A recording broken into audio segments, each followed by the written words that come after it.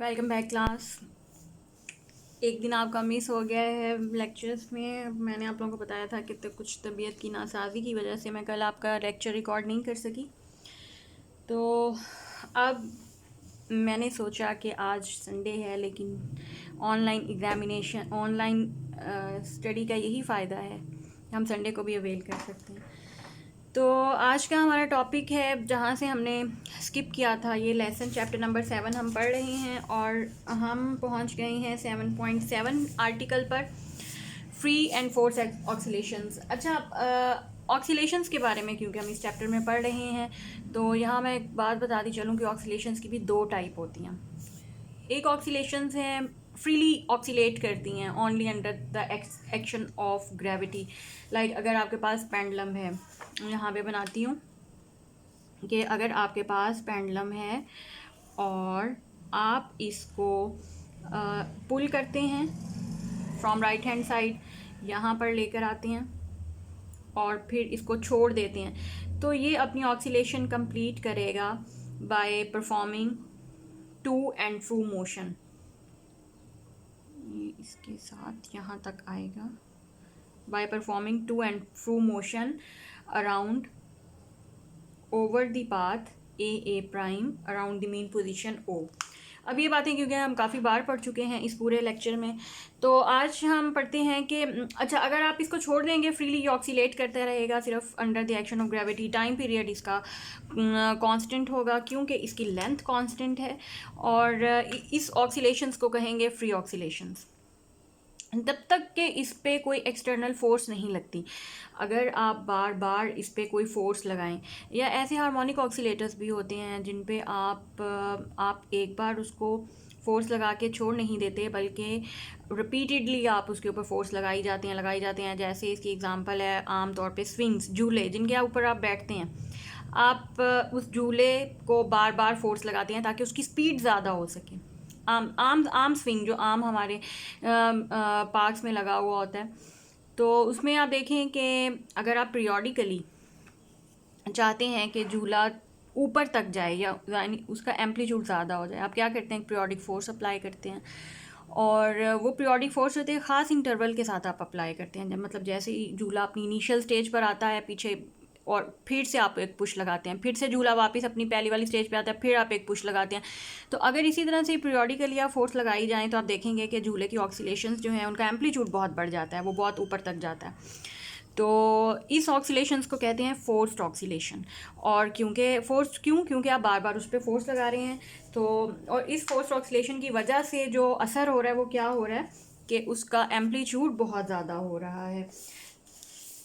तो a physical system undergoing forced vibration is known as driven harmonic oscillator. अगर कोई भी फिजिकल सिस्टम है, आप उसके ऊपर फोर्स लगाएंगे, पीरियोडिक फोर्स लगाएंगे, उसका एम्पलीट्यूड ज़्यादा होगा, तो ऐसे और हार्मोनिक ऑक्सीलेटर को हम ड्राइवन हार्मोनिक ऑक्सीलेटर भी कहेंगे, क्योंकि उसको ड्राइव किया जा रहा है, बार बार उस पर फोर्स लगाई जा रही है। तो इसकी एग्जांपल में एक तो ये कि गाड़ी का इंजन चल रहा होता है जब, तो बेशक गाड़ी खड़ी भी है तो आप देखें गाड़ी में खासकर वाइब्रेशंस आपको महसूस होती हैं। तो ये भी एक इसकी एग्जांपल है कि गाड़ी के इंजन के चलने की वजह से वाइब्रेशंस प्रोड्यूस हो रही हैं गाड़ी के अंदर। और उसके अलावा एक और एग्जांपल भी है इसकी कि लाउड म्यूज़िक जब आप सुनते हैं गिटार में या कोई भी म्यूज़िकल इंस्ट्रूमेंट है, तो उसकी स्ट्रिंग्स जब प्ले होती हैं, तो उसकी स्ट्रिंग प्ले होने से, स्ट्रिंग क्योंकि दो जगह पे जाके अटैच होती हैं, आप स्ट्रिंग प्ले करते हैं तो उस स्ट्रिंग के थ्रू ऑक्सीलेशंस बाकी वुडन बॉडी में भी जाती हैं, जिससे वुडन बॉडी में भी वाइब्रेशन ज़रूर प्रोड्यूस होती हैं। ठीक है, तो इसके साथ ही अब हमारा नेक्स्ट टॉपिक शुरू होता है, जिसमें हम ड्राइवन, जो अभी हमने पढ़ा है कि what is a driven harmonic oscillator, ऐसा ऑक्सीलेटर जिसमें आप एक्सटर्नल कोई फोर्स लगा रहे हैं, that is called driven harmonic oscillator. तो इसकी वजह से एक फिनोमिना प्रोड्यूस होता है, जैसे मैंने अभी बताया कि क्योंकि यहाँ पे ड्राइवन हार्मोनिक ऑक्सीलेटर मौजूद हो, ऑक्सीलेशंस बहुत ज़्यादा होने के चांसेस होते हैं। ऐसे चांसेस बाज़ औक़ात आपके लिए फ़ायदेमंद भी होते हैं, बाज़ औक़ात आपके लिए नुकसानदेह भी होते हैं। तो रेजोनेंस प्रोड्यूस होती है। रेजोनेंस प्रोड्यूस होने का ये वजह होती है क्योंकि एम्पलीट्यूड बहुत तेज़ी से बढ़ रहा होता है। तो अब ये रेजोनेंस कभी तो हमारे लिए पॉजिटिव भी होती है, हमारे मुख्तलिफ़ किस्म के काम जो हैं वो परफॉर्म होते हैं इससे, और कभी ये ख़तरनाक भी हो जाती है क्योंकि इससे आपका सिस्टम डैमेज होने का ख़तरा होता है। तो अब ये रेजोनेंस क्या होती है, अब इसकी तरफ हम आते हैं। उसके लिए हमें एक एक्सपेरिमेंट समझना होगा। आपने क्या करना है, ये मैंने सिर्फ आपको ऑक्सीलेशन फ्री और फोर्स की एग्जांपल के लिए बनाया था। अब मैं यहाँ पर एक और सिस्टम बनाऊँगी। आपके पास यहाँ पे एक सिस्टम अटैच है स्ट्रिंग के साथ, ये एक सिस्टम है, और इसके साथ आप इस स्ट्रिंग के साथ आपके पास 6 सिंपल पेंडुलम इस तरह से अटैच हैं कि हर पेयर की, अगर ये ए है तो ए प्राइम एक पेयर होगा इसके साथ, इन दोनों की लेंथ सेम हो गया। मेरे से थोड़ी सी शायद बड़ी बन गई हो लेकिन ये सेम है। सिमिलरली बी वाला जो पेंडुलम होगा वो इससे हम उसकी लेंथ चेंज कर देते हैं, इसको बी कह देते हैं, और इधर भी एक बी प्राइम होगा अपना पेयर, ये बी प्राइम। ओके, इसके बाद एक होगा सी और सी प्राइम,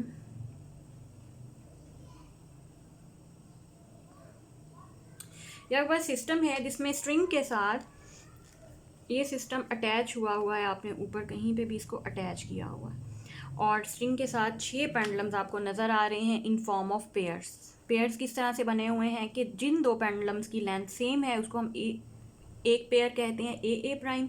फिर बी प्राइम की लेंथ सेम है तो ये सेकंड पेयर है, और उसके बाद सी प्राइम की लेंथ सेम है तो ये थर्ड पेयर है।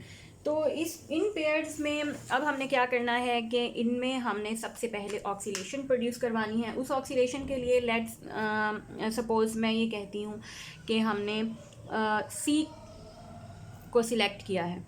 सी पेंडुलम को हम इस स्ट्रिंग के परपेंडिकुलर मूव करवाना शुरू करेंगे। हम इसको थोड़ा सा एक्सटेंड करेंगे और स्ट्रेच करेंगे और छोड़ देंगे। उससे क्या होगा, जाहिर है ये सिंपल पेंडुलम है और इसका काम है ऑक्सीलेशंस परफॉर्म करना। ये ऑक्सीलेट करेगा परपेंडिकुलरली। अच्छा, अब जब ये सी ऑक्सीलेट करेगा तो उसकी ऑक्सीलेशन से कुछ वाइब्रेशन इस पूरी स्ट्रिंग में जिसके साथ अटैच है, इस स्ट्रिंग के अंदर भी वाइब्रेशन प्रोड्यूस होगी इस सी के थ्रू। उस वाइब्रेशंस की वजह से A B C prime B prime A prime ये सब पेंडुलम्स वाइब्रेट करना स्टार्ट हो जाएंगे।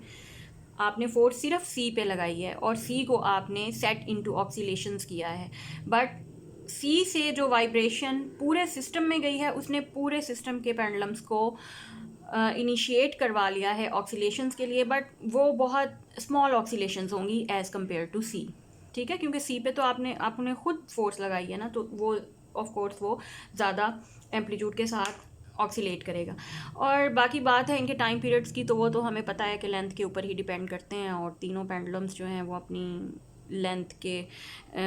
लेंथ वाइज उनका हम टाइम पीरियड मेजर कर सकते हैं।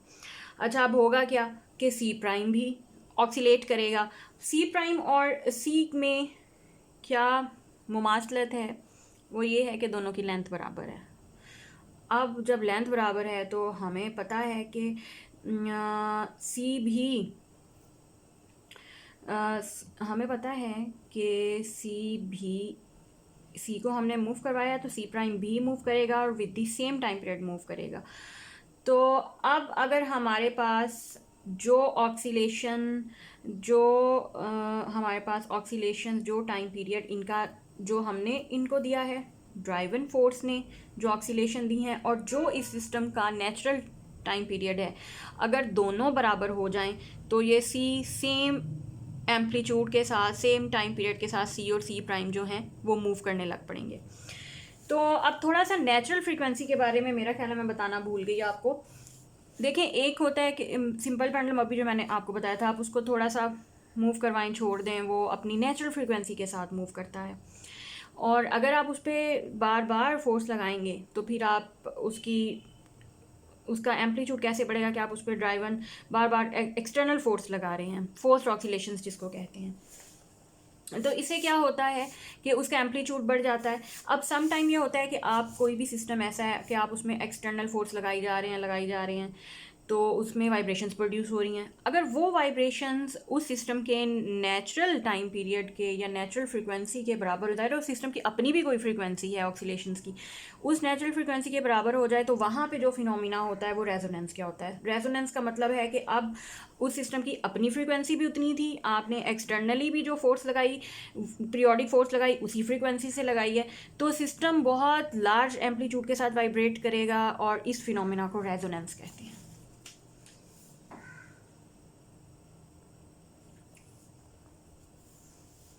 अब यहाँ तक हमें जो चीज़ समझ में, अब इसको हम इसकी समरी देख लेते हैं। Resonance occurs when the frequency of the applied periodic force, आपने जो फोर्स पीरियोडिकली अप्लाई कर रहे हैं वो फोर्स, उसकी फ्रीक्वेंसी इस सिस्टम की नेचुरल फ्रीक्वेंसी के बराबर हो जाएगी। तो या जो भी आप ड्राइवन हार्मोनिक ऑक्सीलेटर कहेंगे, उसकी फ्रीक्वेंसी सिस्टम की नेचुरल फ्रीक्वेंसी के बराबर हो जाएगी, तो वहाँ पे जो फिनोमिना होगा वो रेजोनेंस कहलाएगा। और अब हम इसकी एग्जांपल्स देख लेते हैं, कुछ फिजिकल सिस्टम स्टडी कर लेते हैं जिसमें ये रेजोनेंस का फिनोमिना टेक प्लेस होता है। और इसकी एक एग्जांपल अभी मैंने वो थोड़ी देर पहले झूले वाली भी आप लोगों को दी थी, तब मैंने फोर्स्ड ऑक्सीलेशन वाले टॉपिक में दी थी, उसकी एग्जांपल हम रेजोनेंस में भी ले सकते हैं, क्योंकि उस झूले की एक अपनी फ्रीक्वेंसी भी होती है। आप उसको एक्सटर्नली भी फोर्स लगा रहे हैं किसी खास फ्रीक्वेंसी के साथ, अगर दोनों फ्रीक्वेंसीज मैच हो जाती हैं तो वो झूला बहुत ज़्यादा एम्पलीट्यूड के साथ मूव करेगा। तो जब उसका एम्पलीट्यूड बहुत ज़्यादा हो जाएगा, उस वक्त हम कहेंगे कि उसमें रेजोनेंस प्रोड्यूस हो चुकी है। अच्छा, अब यही एक आप लोगों ने सुना हो शायद कि फौजी जो हैं ये परेड मार्चिंग करते हैं, परेड परफॉर्म करते हैं, तो इनके स्टेप एक जैसे होते हैं, मतलब कि एक ही फ्रीक्वेंसी से इन्होंने मारना होता है ख़ास इंटरवल के बाद, पीरियोडिकली ये हिट करते हैं ग्राउंड को या पुल को। अगर अक्सर ये कहा जाता है फ़ौजियों को कि अगर आप पुल पे चल रहे हैं तो आपने परेड नहीं करनी, या आपने फ्रीक्वेंसी को डिस्टर्ब कर लेना है, आपने वैसे मार्च नहीं करना जैसे आप लोग ग्राउंड पे मार्च करते हैं। उसकी भी रीज़न यही है कि पुल क्योंकि खुद भी वाइब्रेट करता है, जब अब उसकी अपनी फ्रीक्वेंसी भी होती है, नेचुरल फ्रीक्वेंसी से वाइब्रेट करता है, और जब आप ऊपर से उस पे बार बार किसी फ्रीक्वेंसी से फोर्स लगाएंगे, बेशक आप मार्च कर रहे हैं, फोर्स लगा रहे हैं, तो अगर आपकी फ्रीक्वेंसी पुल की नेचुरल फ्रीक्वेंसी से मैच कर जाती तो क्या होगा कि पुल के ब्रेक होने का ख़तरा बहुत बढ़ जाता है। इसलिए आर्मी या फौजियों को कहा जाता है कि वहाँ पर आपने अपने स्टेप ब्रेक कर लेने हैं। अच्छा, उसके बाद एक और बड़ी फ्रूटफुल एग्जांपल है, बट एक जो हमारे फ़ायदे में है, वो है ये ट्यूनिंग ऑफ रेडियो स्टेशन। हमारे पास पहले ज़माने में घर में कोई भी, जैसे अब तो हमारे पास टीवी पे चैनल्स आते हैं, इसी तरह से रेडियो स्टेशंस होते थे और उनकी एक ख़ास फ्रीक्वेंसी होती थी। हमारे पास रेडियो होता था, उसके ऊपर नॉब्स बनी हुई होती थी। हम आप लोगों के दादा नाना के पास रेडियोस होते होंगे, उनके ऊपर देखें एक बड़ा सारा नॉब बना हुआ होता है। उस नॉब को अगर हमने कोई ख़ास चैनल सेट करना है रेडियो पे, तो हम उस नॉब को घुमाते हैं। अब उस नॉब के नीचे क्या होता है कि उस नॉब के नीचे वो सारी फ्रीक्वेंसीज लिखी हुई होती हैं जिसको आपका रेडियो ट्यून कर सकता है। अब किसी ख़ास फ्रीक्वेंसी पे आपने कोई ख़ास रेडियो स्टेशन पिक करना है तो आप उस नॉब को घुमाते हैं। जैसे ही जो आप वेव्स आ रही हैं, जो स्टेशंस की जो रेज़ आ रही हैं वो किसी ख़ास फ्रीक्वेंसी पे आ रही होती हैं, जैसे ही आपकी ट्यूनिंग उन फ्रीक्वेंसी से मैच कर जाती है तो फ़ौरन आपको एक क्लियर आवाज़ आती है किसी भी रेडियो स्टेशन की, तो वो भी रेजोनेंस के थ्रू होता है। इसके अलावा अगर हमारा माइक्रोवेव है, इसमें भी माइक्रोवेव्स प्रोड्यूस होती हैं, और माइक्रोवेव्स इसमें जो प्रोड्यूस होती हैं वो 12 सेंटीमीटर उनकी वेवलेंथ होती है एंड 2450 मेगाहर्ट्ज़ की फ्रीक्वेंसी के साथ माइक्रोवेव्स प्रोड्यूस होती हैं, जो कि खाने को इवनली गर्म करने के काम आती हैं। इस फ्रीक्वेंसी की रेस क्या होती हैं, जो फूड के अंदर ऑयल और वाटर होता है उनके ड्रॉप्स के अंदर एब्जॉर्ब हो जाती हैं, और फिर क्योंकि रेजोनेंस की वजह से ज़्यादा तेज़ी से हीटअप होता है, resonance by water and fat molecules in the food, और ये बहुत तेज़ी से फिर हमारे खाने को हीटअप करता है। इसमें भी रेजोनेंस का ही फिनोमिना मौजूद परफॉर्म होता है कि जो माइक्रोवेव्स आ रही हैं वो कहाँ पे एब्जॉर्ब होती हैं, वो किसको अपनी फ्रिक्वेंसी देती हैं, वाटर और फैट मॉलिक्यूल्स जो खाने के अंदर मौजूद होते हैं, जिससे फिर रेजोनेंस का फिनोमिना टेक प्लेस होता है और खाना गर्म होता है। तो ये कुछ एग्जांपल थी, ये मैं यहाँ पे दिखा भी देती हूँ कि हमने ये एग्जांपल पढ़ी है, फिगर 7.10 पढ़ा है, जिसमें एक ओवन बनाओ, आपको यही बताया जा रहा है कि खाना ओवन के अंदर कैसे गर्म होता है थ्रू रेजोनेंस, इसकी एग्जांपल है। उसके अलावा ये collapsing of Tacoma narrow bridge US America का भी ब्रिज यही कहा जाता है कि इसको जो ब्रेकेज होती है किसी भी पुल की या ब्रिज की, वो भी रेजोनेंस की वजह से ही होती है। ज़रूरी नहीं कि फ़ौजी ही उसके ऊपर चल रहे हों, अगर एक्सटर्नली हवा भी चल रही है और वो इसी फ्रीक्वेंसी के साथ उस कोई फोर्स लगा रही है, या कोई भी एक्सटर्नल ड्राइवन हार्मोनिक ऑक्सीलेटर ऐसा मौजूद है जो कि पुल की नेचुरल फ्रीक्वेंसी के साथ पीरियोडिकली उस पर कोई भी फोर्स लगा रहा है, तो तब भी रेजोनेंस का फिनोमिना टेक प्लेस होता है और पुल के कोलैप्स होने का, ब्रिज के कोलैप्स होने का ख़तरा बहुत बढ़ जाता है। तो रेजोनेंस एक ऐसा फिनोमिना है जिस पे हमारी लाइफ में पॉजिटिव एस्पेक्ट्स भी हैं, नेगेटिव एस्पेक्ट्स भी हैं, और ये बहुत इम्पॉर्टेंट है इसके बारे में जानना और पढ़ना। तो आज का लेक्चर हमारा थॉरली रेजोनेंस पे था। चैप्टर के स्मार्ट सिलेबस के टॉपिक्स हमारे कंप्लीट हो चुके हैं, और अभी मैं आपको इसकी एक्सरसाइज करवाऊंगी, और उसके बाद मेरा कल इरादा है कि हम चैप्टर नंबर 8 मंडे से लाजमी स्टार्ट कर लें, और आज हम इस चैप्टर को ख़त्म कर दें। नेक्स्ट इसके लेक्चर में हम एक्सरसाइज करेंगे। इसमें एग्जांपल तो नहीं कोई रह गई, मैं चेक कर लेती हूँ। नेक्स्ट वाले एक टॉपिक रह गया, वो स्मार्ट सिलेबस में शामिल नहीं है, तो अभी मैं आपको नेक्स्ट वाले लेक्चर में क्वेश्चंस करवाऊँगी। Thanks for watching class.